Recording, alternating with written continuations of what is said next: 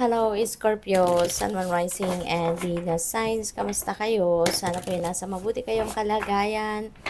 Welcome back po sa Star Tarot. At kung bago kayo rito, welcome din po kayo. Please subscribe, like, share my videos, and leave me a comment po kung nakaresonate kayo. Thank you.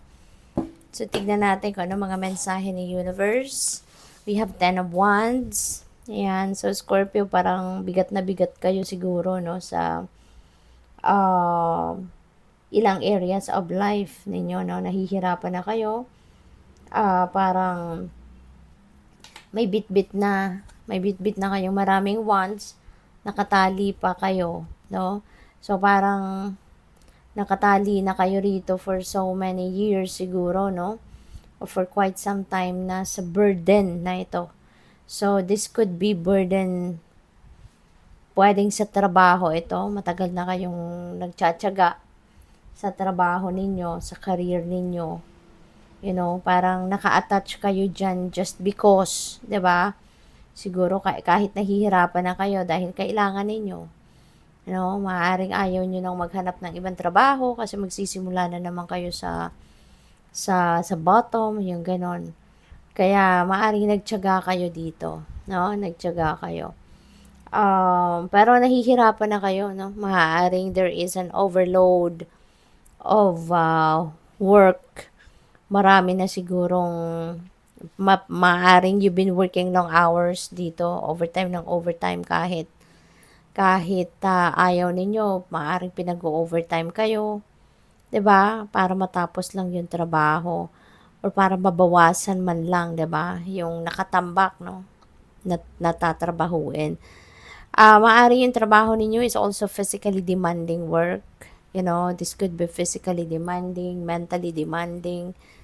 Maaring there's a lot of analysis, ang tawag dito?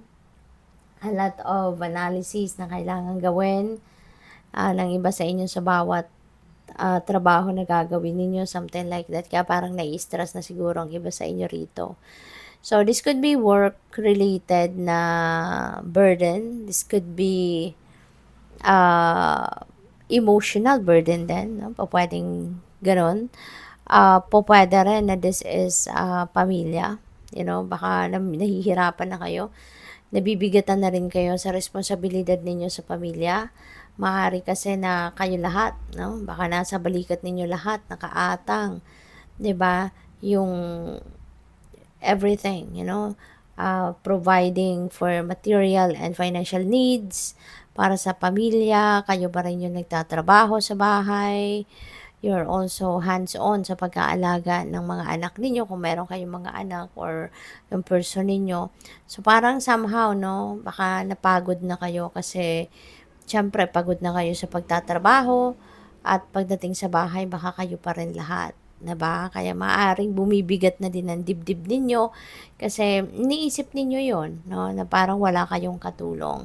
And this is 10 of Wands. No, 10 represents endings and beginnings. So, maaari na ngayon maglalakas ng loob na kayo na tapusin na yung burden na to, yung paghihirap na to by any means. Pwedeng magkakausap na kayo sa kanila, no, sa mga tao sa paligid ninyo, maaaring hihingi na kayo ng tulong or maaaring ipapaalam mo na sa kanila kung anong totoo mong nararamdaman, 'di ba, regarding this situation. So, that is possible. So, what else? We have the sun. Wow, Scorpio, this is really good. This is really beautiful. Merong blessing na dadating. Magkakaroon na kayo dito ng linaw, no? Magkakaroon kayo dito ng enlightenment, 'di ba? So siguro talaga maglalakas ng loob na kayo na asikasuhin, ayusin na ang sitwasyon ninyo na ito. Maybe you're really asking dito for help at magiging magiging masaya na din. So siguro talaga baka maaayos na itong sitwasyon na to, ano man ang burden na to na pinagdadaanan ninyo. Maybe you are also going to come out of that with the help of other people, 'di ba? At magiging masaya ka na. You are going to be back to the smiling Scorpio, no? Kasi dito baka hindi na kayo nangingiti, 'di ba? kasi sa sobrang pagod, sa sobrang stressed out. So, with the sun energy, magiging vibrant na muli kayo, magiging masaya na muli kayo, magiging inspired na muli kayo, something like that. At saka, this is going to bring forth positive change, no? So, maraming positibong pangyayari, kaganapan sa buhay ninyo ang maaaring mangyari dito. So, things are going to look better for you sa ngayon, Scorpio, kaya napakaganda. This is also about success, no? Maaaring meron din financial and material successes na makamit kayo rito. Six of Wands, this is victory energy. So, magtatagumpay kayo. Maaaring magtatagumpay kayo rito sa balak ninyong gawin na makikipag-usap, hingi ng tulong, ayusin ang sitwasyon ninyong mabigat. So, maaaring yan ang pagtatagumpayan ninyo. Maaaring kayo ay tutulungan or makukuha mo yung tulong na kakailanganin mo dito, no, para mas mag-improve na ang kalagayan, yung quality of life ninyo, maaaring mag-improve na din yan sa ngayon, kaya that is also a victory for you. Maaari din na yung victory na to could be related to your trabaho, to your career, to your business, diba, to your investments. So, maaaring yan ay pagtatagumpayan mo din. Maaaring yan ay makakamit mo din yung success, no? Sa kung ano man ang mga kailangan mong or yung mga pinagsisikapan mong pagtagumpayan. So, we also have bear. Ayan. So, mabigat talaga, no? Mabigat. Kasi tignan mo, si bear nga, 'di ba? Matibay siya, malakas siya, malaking katawan niya. So, eto, may karga-karga din niya yung anak niya, 'di ba? So, maybe ganun din kayo na you are taking care of everyone, no? Naaalaga kayo sa anak nyo, inaalagaan ninyo yung mga kapamilya mo, yung person mo, baka meron ka pang parent na inaalagaan, at habang siya ay karga-karga niya yung anak niya, binabantayan niya anak niya, nagha-hunt din siya ng pagkain, 'di ba? So nagtatrabaho din siya to provide, 'di ba, for the family's needs, no, tulad nito ng pagkain. So maaaring ganun ang sitwasyon ng iba sa inyo, Scorpio. 'Di ba? Na ginagamit mo talaga yung inyong lakas, ginagamit mo yung talent mo, yung skills mo, 'di ba? Para na makapag-alaga ka sa pamilya mo at makapag-provide ka ng kanilang financial and material needs, 'di ba? So, most likely ganun kayo. And this is really a showing your resiliency, your strength, 'di ba? Pinapakita lang dito na talagang kayo, matibay, matatag din ang inyong kalooban dito. So, tiniis nyo nga, 'di ba, yung hirap ng trabaho, tiniis nyo ng matagal ng panahon, kaya talagang, kayo, resilient, no? Pinapakita mo lang dito yung talagang resilience ninyo. So, we also have key. Ayan. So, meron kayong talagang bubuksang bagong ganap sa buhay. You are definitely going to start something new in your life dito. So, maaari, no, na kasi this is ending and beginning.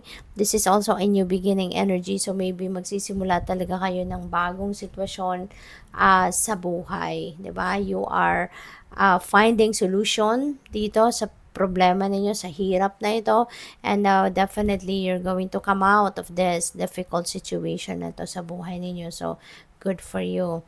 So, this is also about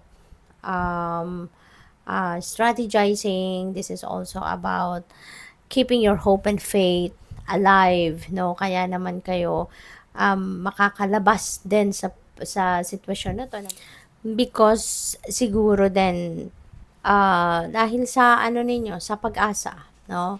Sa pag-asa na maayos din ang lahat. And you are, no? You are going to you're going to find solution diyan. Kaya giginhawa ka na rin. So, we have clouds. Ayan, number 6. Meron dito sigurong parang possible na problema or pwedeng pwedeng problema to in the past, no? Kasi meron tayong 6 of Wands sa taas niya. So, it's either parating na problema, maaring parating na problema at mapagtatagumpayan mo din yan agad-agad, or pwedeng nakaraan na to at napagtagumpayan mo na to, no? So, pwedeng ganun ito. Scorpio. Kasi pwedeng ano ito pwedeng kung ano man ang mga obstacles ninyo or problema ninyo rito, no? Yung anxiety, no? Na nararamdaman ninyo could be related to this. No? Kaya po pwedeng connected ito si clouds dito kay Ten of Wands. Na ganito kayo, maaring clouded ang isip ninyo because of this, no? Na marami kayong burden. So po pwedeng ito yon. But you are going to manage to survive that. Masusolusyonan mo yan. You are finding solutions and you are definitely going to succeed sa pagharap sa hamon ng buhay na to. Mapagtatagumpayan mo yan. Always remember, no, na lahat ng problema may solusyon. Kaya you are going to find solution and i-apply mo na yan, solusyon na yan, mapapawi na yung anxiety mo rito, yung sadness mo, nalulungkot ka, napapagod ka, mapapawi na yan and you are going to claim your victory. Okay? So, good luck. Thank you for watching Love and Light. Namaste.